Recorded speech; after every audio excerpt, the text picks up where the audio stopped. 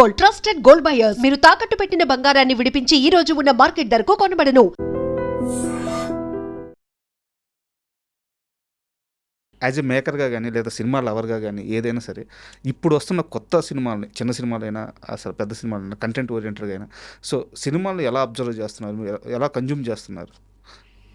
Consume లేదు, బాగుందంటే cinema చూడటమే, లేకపోతే లేదు. బట్ చాలా చూసి అయిపోయింది, చూడటం కూడా కష్టం అయిపోయింది. ఎంత కాస్ట్ పెట్టి చూడాలంటే కష్టం అవుతుంది. అండ్ ఏది మంచి ఏది చెడు అనేది తెలియదు. ఆడియన్స్ కూడా కన్ఫ్యూజన్లో ఉన్నాడు. ఒకసారి నలుగురు చూసినాక బాగుందంటే కబకబ చూస్తున్నారు, లేదనుకుంటే అసలు మొత్తం మానేస్తున్నారు. సార్ అంటే అప్పుడప్పుడు కొన్ని చిన్న సినిమాలు వస్తున్నాయి సార్. అంటే చిన్న సినిమాలు మీన్స్ ఏంటంటే నేను రిలీజ్ అయ్యే థియేటర్స్ని బట్టి చెప్తున్నాను, సడన్గా సూపర్ హిట్స్ అయిపోతున్నాయి. మన రాజు వెడ్స్ రాంబాయ్ కానీ అలాంటి సినిమాలు, వాటిని చూసినప్పుడు మీకు ఏమనిపిస్తుంది? అంటే చాలా తక్కువ బడ్జెట్లో పెట్టి అంటే చూసినప్పుడు ధైర్యం వస్తుంది. ధైర్యం వచ్చి సినిమా తీస్తే ఇప్పుడు నేను ఇబ్బంది పడుతున్నాను రిలీజ్ చేయడానికి. ఇబ్బంది పడుతున్నారా? డెఫినెట్గా చాలా ఇబ్బంది పడుతున్నాను. మామూలుగా కూడా 50 సంవత్సరాలుగా తెలుగు సినిమా పైగా ఉండొచ్చు. అంటే నా పాయింట్ ఏంటంటే నాలాంటి వాడే నాకు ఇంత అన్ని పరిచయాలు ఉండి అందరూ కావాల్సిన వాళ్ళు ఉండి అందరూ సహాయం చేస్తానికి రెడీగా ఉండి కూడా నేను ఇంత ఇబ్బంది పడతాను అంటే పాపం కొత్తగా వచ్చిన వాళ్ళు ఎంత ఇబ్బంది పడుతున్నారు అని నాకు అనుకోండి ఫీల్ అవుతున్నాను. చాలా కష్టంగా ఉంది. పూర్వకాలం ఇందాక చెప్పినట్టు చిటికేస్తే రిలీజ్ చేసేవాడిని, సినిమా అయిపోయింది, కాపీ వస్తే రిలీజు. ఇప్పుడు ఇది చాలా ఈజీ. నాకు మా ప్రొడ్యూసర్ గారు రూపాయి పెట్టకుండా అందరికి తీసేసాడు, సినిమా రెడీగా ఉంది, వాళ్ళు కావాలంటే వాళ్ళు రిలీజ్ చేయొచ్చు.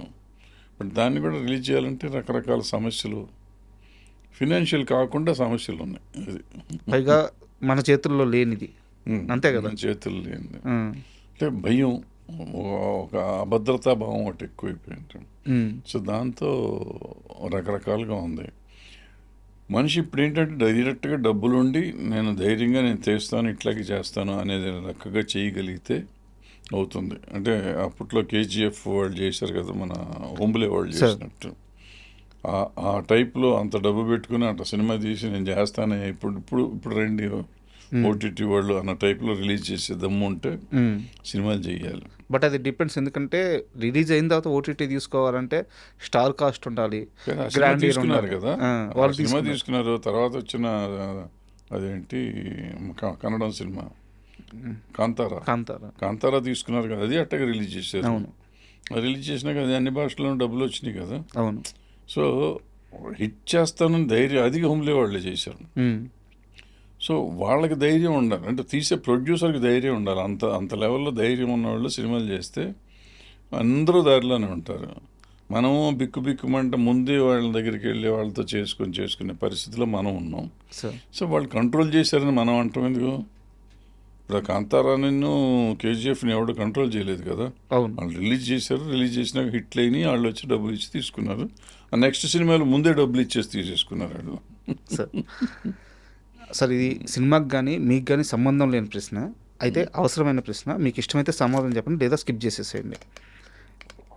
మీరు ఎంత పెద్ద ఒక ఎన్టీఆర్ కానీ, ఒక కృష్ణ గారు కానీ, ఒక సోమన్ బాబు గారు కానీ పెద్ద వాళ్ళని దగ్గర నుంచి చూసారు, వాళ్ళతో ట్రావెల్ అయ్యారు. తర్వాత చిరంజీవి గారు మీ అసోసియేట్ నుంచి ప్రత్యేకంగా చెప్పాల్సిన అవసరం లేదు.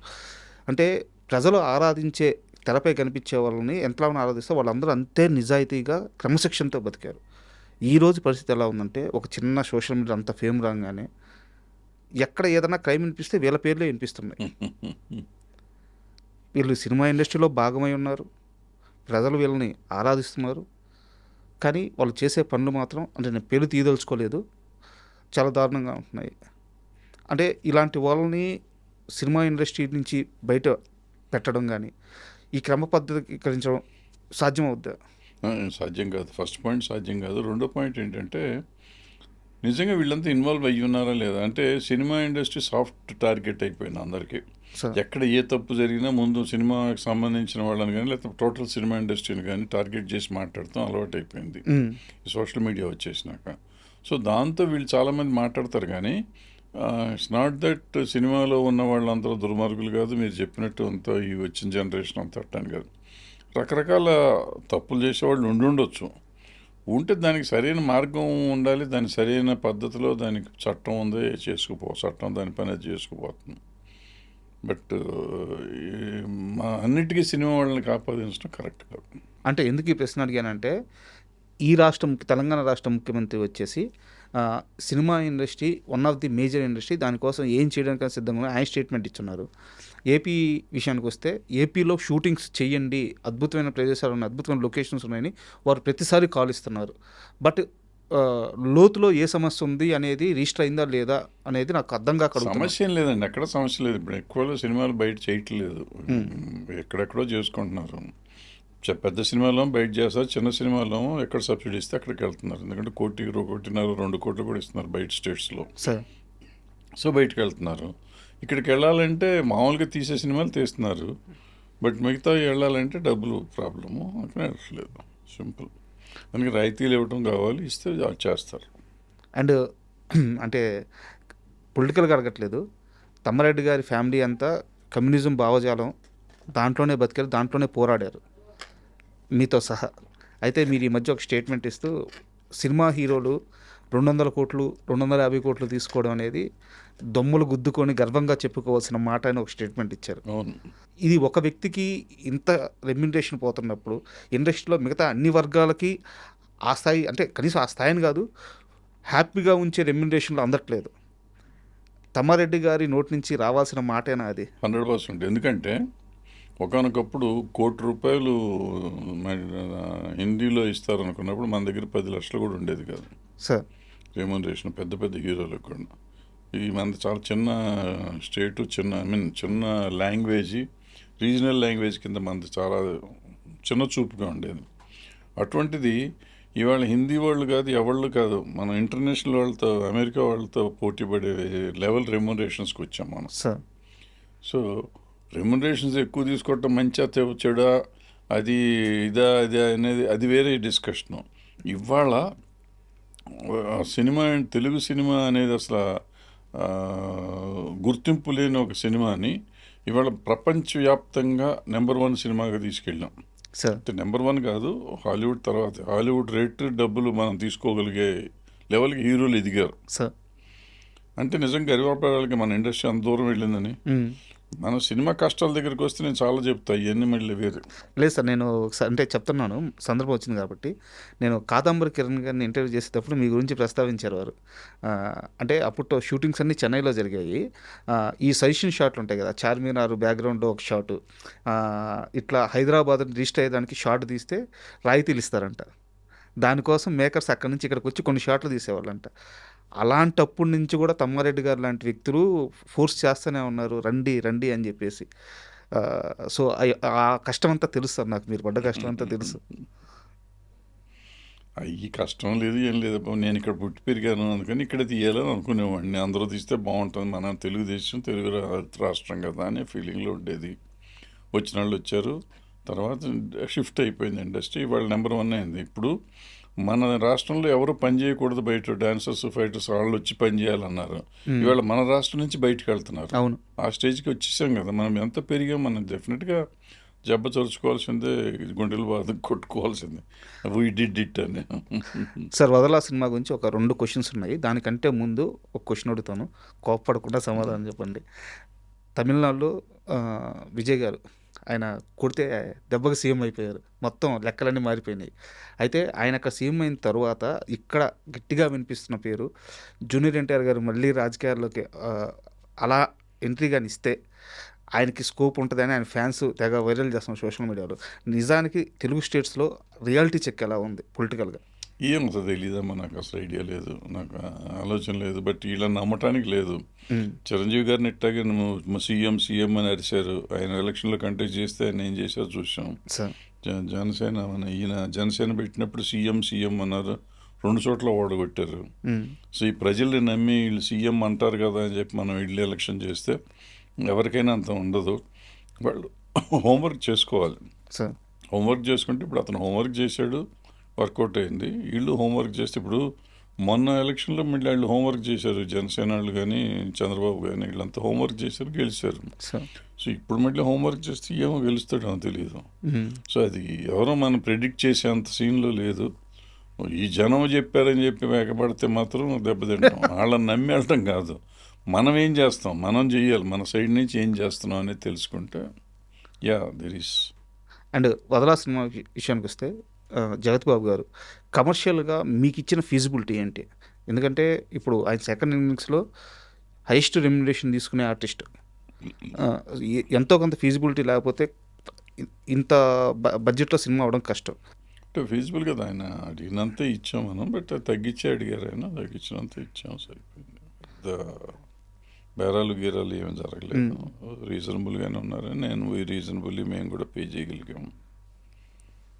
బట్ ఆ మొదలెట్టినప్పుడు ఒక బడ్జెట్ అనుకున్నాం, బడ్జెట్ పెరగటం కొంచెం మాకు ఇబ్బంది అయింది. అదే సినిమా ఆయన సైడ్ నుంచి ప్రాబ్లం ఏం లేదు. మధ్యలో ఒక 10 days ఏదో అయిన తర్వాత ఆపారా? షెడ్యూల్ ఆపి మళ్ళీ వచ్చాం. తర్వాత వాళ్ళ ఇంట్లో పెళ్ళి అది ఉండి లేట్ అయింది. తర్వాత ఒక 1 month అయినాక మళ్ళీ స్టార్ట్ టు ఫినిష్ చేసుకొచ్చాం. సార్, అండ్ ఈ సినిమా షూటింగ్లో ఉండగా నాకు తెలిసి తమ్మారెడ్డి గారు చాలా ఓపిక్గా వెళ్ళుంటారు, మారిపోయి వెళ్ళుంటారు, చాలా సౌమ్యుడే వెళ్ళుంటారు. కానీ ఎప్పుడైనా షూటింగ్ జరుగుతున్నప్పుడు లెక్క తేడా కొడితే తమ్మారెడ్డి గారు ఒరిజినాలిటీ బయటకు వచ్చిన క్షణం చాలా సైలెంట్గా, చాలా మర్యాదగా, బుద్ధిమంతుల్లాగా సినిమా చేసుకుని వచ్చేసాను నేను. అక్కడ ఏ గొడవ లేదు, నేను ఎవరిని తిట్టను కూడా తిట్టలేదు. మీరు వచ్చారు కాబట్టి ఒక షేర్ చేసుకోవాలి. నేను చాలా చిన్న రైటర్ని 99 టీవీలో. తెలియక ప్రభాసు గోపిచంద్ గారి ఫ్రెండ్షిప్ బాండ్ మీద ఒక ఆర్టికల్ రాస్తున్నాను. వీళ్ళిద్దరు అంత మంచి ఫ్రెండ్స్, చాలా బాగుంటారు అది అని చెప్పి ఆ ఫ్లోలో మెచ్యూరిటీ లేక ఈ సినిమా కూడా ప్రభాస్ గారు గోపిచంద్కి దగ్గరుండి ఇప్పించారు అని చెప్పి ఏదో ఒక సినిమా గురించి రాశా యువి ప్రొడక్షన్స్లో. పక్క రోజు ఆఫీస్కి రాగానే మీరు ఎంత ఆవేశంగా వచ్చారంటే అంత ఆవేశంగా వచ్చి, మీకు గుర్తుందో లేదో నాకు తెలియదు, గోపీచంద్కి ఒకరు సినిమా ఇప్పించేంత స్థితిలో ఉన్నారా, 3 కోట్లు అడ్వాన్స్ ఇస్తా, ఇప్పుడు వెళ్ళి నాకు డేట్స్ తీసుకురా గోపిచంద్, ఒక పదం రాసేటప్పుడు ఎంత జాగ్రత్తగా ఉండాలి రైటర్ అని చెప్పేసి. అంటే మీ కమిట్మెంట్ నేను ఆ రోజు నేర్చుకున్నాను. అంటే కోప్పడ్డారు కానీ నేర్పించారు. సో నేను ఎందుకు అడుగుతున్నాను, తమ్మారెడ్డి గారు కోప్పడితేనే మనుషులకి లాభం. అట్లని కాదు, ఆ సినిమా అతననే కాదు, ఇప్పుడు రోజు నేను చూస్తుంటాను, మీడియా చూసినప్పుడు నాకు ఆవేశం వస్తూ ఉంటుంది. బట్ మనకెందుకు ఊరుకుంటాం. పలానా హీరోయిన్కి సినిమాలు లేవంట, పలానా హీరోకి సినిమాలు లేవంట, వాళ్ళు ఖాళీగా లేరు, ఖాళీగా ఉంటున్నారు వాళ్ళు. సార్, వాళ్ళకి రెమ్యునరేషన్స్ పెరిగిపోయినాక చూస్ చేసుకుంటున్నారు. పూర్వకాలం రెమ్యునరేషన్ చాలా తక్కువ ఉండేది కాబట్టి ఒక్కొక్కళ్ళు 10 ఎన్టీ రామారావు గారు 12 సినిమాలు చేసిన సంవత్సరం ఉంది. సార్, సంవత్సరంలో 12 రిలీజ్ అయినాయి ఆయనకి. కృష్ణ గారికి 16, 17 అయినాయి. సో ఇట్లా రిలీజ్ చేసిన వాళ్ళు ఉన్నారు సినిమా డైరెక్ట్. ఆ రోజు రెమ్యునరేషన్ తక్కువ, ఇవాళ ఇచ్చే రెమ్యునరేషన్కి 3 ఏళ్ళ కోట్ చేస్తే కూడా చాలా అన్న లెవెల్లో ఉంటున్నారు వాళ్ళు. ఈ 100 కోట్లు ఇందాక మీరు అన్నారు కదా, సో బయటికి రావట్లా. సో హీరోయిన్లకు కూడా రెమ్యునరేషన్స్ పెరిగిపోయినాయి. సో ఎవరికైనా పెరిగిపోయినాయి, అందరూ చూసీగా ఉంటున్నారు. సపోర్టింగ్ ఆర్టిస్ట్ మాత్రం దొరికిందల్లా చేస్తున్నారు, కానీ మెయిన్ ఆర్టిస్టులు అందరూ చూసీగా ఉంటున్నారు. సో దాంతో వాళ్ళు చూసీగా ఉన్నారనేది మనం మర్చిపోయి ఖాళీగా ఉన్నారంటున్నాం. సార్, వాళ్ళు ఖాళీగా ఉండలేదు, ఖాళీగా ఉండదలుచుకున్నారు, వాళ్ళ ఇష్టం వాళ్ళకి, వాళ్ళు ఇష్టపడి ఖాళీగా ఉంటున్నారు వాళ్ళు. సో అది కాకుండా ఎవరైనా ఇప్పిస్తారు అనేది అవుట్ ఆఫ్ క్వశ్చన్. మనకు కావాలనుకుంటే పెట్టుకుంటున్నాం, వాళ్ళు మనం వెళ్తే ఒప్పుకోరు. మీరు అన్ని రోజుల తర్వాత మొన్న స్టేజ్ మీద కూడా మళ్ళీ అదే మాట అన్నారు, ఇక్కడ ఎవరు ఏమి చేయరు, ఎవరు ఏమి ఇప్పారు, మనకు మనమే చేసుకోవాలన్నారు. అండ్ చోటాకే నాయుడు గారి గురించి చెప్పండి. అంటే ఆయన యాక్చువల్గా భారీ బడ్జెట్ సినిమాలన్నీ ఆయన హ్యాండిల్ చేస్తూ ఉన్నారు. బట్ ఈ ప్రాజెక్ట్లోకి ఆయన రావడానికి కారణం ఎవరు అంటే జగత్ బాబు గారా, మీరా? జగపతి బాబు నాకు అసలు పెద్ద పరిచయమే, కానీ నేను ఆయన అడుగుతానికి భయపడేవాడిని. ఎందుకంటే నా సినిమా అంత బడ్జెట్ భరించలేదు, ఆయన అంత బడ్జెట్ భరించలేదు. అడగటానికి కూడా నాకు భయం. ఎందుకంటే ఆ సినిమాని అడిగి అతను ఇప్పుడు ఎవరినైనా కానీ ఇన్సల్ట్ చేయకూడదు. అతను ఏదో ఒక రెమ్యునరేషన్ అంటే నేను అంత ఇవ్వలేనని చెప్పి తగ్గించమని అడగలేను, నేను ఇవ్వలేనని చెప్పలేను. నా స్టైల్ ఎట్లా ఉంటుందంటే, మిమ్మల్ని పిలిచాను అనుకోండి, నేను ఎంత ఇస్తాను నేను చెప్పటమే, మీరు అడిగే అవకాశం ఉండదు. సో చోటా దగ్గర ఆ ఛాన్స్ ఉండదు కదా. సో ఆయన అడిగినంత నేను ఇవ్వలేను, నేను ఇచ్చినంత అతను తీసుకోలేడు. సో అందుకని నేను అసలు వద్దని నేను అడగను అన్నా. జగపతి బాబు నేను అడుగుతాను, మీకు అబ్జెక్షన్, మీరు అడగండి సార్, బట్ నా బడ్జెట్లో అంత ఉండవు, మరి జాగ్రత్త ఆలోచించుకోండి, మాట పడకూడదు మీరు కానీ నేను కానీ అన్నా. సో ఆయన వెళ్ళి మాట్లాడుకున్నాడు, ఏం మాట్లాడాడు ఏం చెప్పాడు నాకు తెలీదు. ఈయన చోటా గారు నెక్స్ట్ డే నేను వెళ్ళి కలిస్తే, మీరు డబ్బుల గురించి ఆలోచించొద్దు, సినిమా చేస్తాను అన్నాడు. సూపర్. అంటే ఎందుకు అడిగానండి సార్, ఆ విజువల్స్ చూస్తుంటే టీజర్లో ఎంత రిచ్గా ఎంత గ్రాండీర్గా ఉన్నాయంటే బ్రహ్మాండంగా తీశారు. బ్రహ్మాండమైన విజువల్స్ సూపర్గా వస్తున్నాయి. తీశారు. ఎక్కడా కూడా ఏదో బడ్జెట్ తక్కువైన సినిమాని అసలు ఎక్కడా అనిపించట్లేదు. దానికి తగ్గట్టు స్క్రీన్ మీద కనిపిస్తుంటే చాలా ఆనందంగా ఉంది. అండ్ నాకు పర్సనల్గా ఆనందం ఏంటంటే మీరు ఇన్వాల్వ్ అయిన సినిమా క్వాలిటీ అంత బాగా వచ్చి చాలా ప్రామిసింగ్గా ఉంది. కంటెంట్ సూపర్ క్వాలిటీ వచ్చి కంటెంట్ కూడా చాలా ప్రామిసింగ్గా ఉంది సార్. వెయిట్ చేస్తున్నాం, మీరు డేట్ అనౌన్స్ చేస్తే. నాకు తెలిసి సినిమా మీద ఆ టీజర్తో బజ్ వచ్చింది. సో ట్రైలర్ వస్తే సాంగ్స్ అనేవి వెయిట్ చేస్తున్నాం sir. All the best. Thank you sir. Thank you. And for more videos, Please subscribe to iDream channel. Subscribe to iDream Media. Please subscribe to iDream. Please subscribe to iDream. Please subscribe iDream. And please subscribe to iDream. For more videos, subscribe to iDream. please like, share and subscribe to the channel. Congratulations, iDream. Subscribe to iDream. Subscribe to iDream. So subscribe to iDream Media. iDream की iDream team अंदर की huge congratulations. Please subscribe iDream Media. Please subscribe to iDream. Subscribe iDream. Please subscribe to iDream. iDream అంటే నా కళల channel subscribe చేసుకున్న నోరు తిరుగుతలేదు, మీరైతే గంట గుర్తు కొట్టండి. For more such videos, please subscribe to iDream. Subscribe to iDream. Please subscribe to iDream. Please subscribe iDream Media. Please do subscribe to iDream. Please subscribe to iDream Media. For best entertainment and information, please subscribe iDream. And don't forget to subscribe to iDream.